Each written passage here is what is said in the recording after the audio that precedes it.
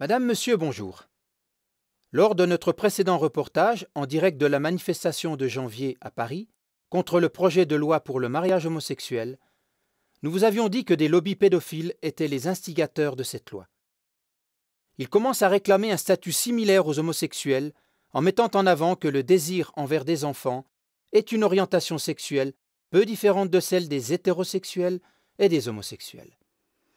Maintenant, nous pouvons vous dire davantage à ce sujet. Dimanche après-midi, beaucoup d'orateurs ont pris la parole. L'un d'eux, Jean-Pierre Delaumiard, porte-parole d'Homovox, un collectif homosexuel opposé à la loi sur le mariage pour tous, a déclaré, je cite, « La loi Taubira est en fait l'arbre qui cache la forêt de la PMA, procréation médicalement assistée, et la GPA, gestation pour autrui. Cette loi qui réclame le mariage dit pour tous n'est en réalité demandée en rien par les homosexuels, mais seulement par quelques centaines de gays militants sous la bannière de Pierre Berger. » Fin de citation. Pierre Berger a déclaré après l'adoption du projet de loi par l'Assemblée parlementaire « Nous avons gagné.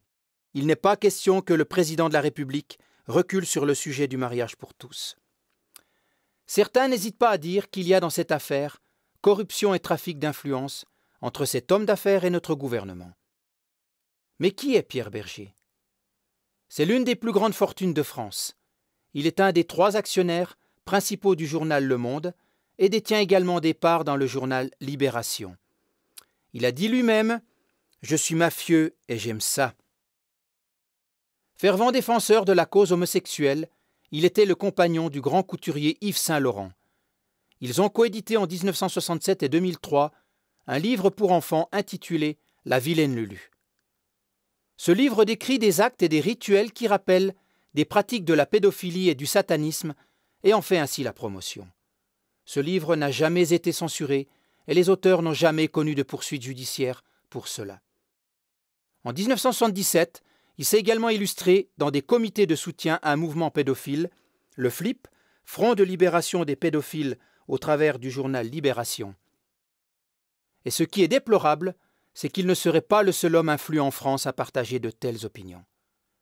Comment peut-on accepter que de tels hommes dictent les lois à ceux qui nous gouvernent? Il faut que ces révélations soient connues de tous, afin qu'il soit mis fin à leurs odieux agissements. Nous vous remercions pour votre attention et vous disons à bientôt sur le plateau de notre émission Klagemauer.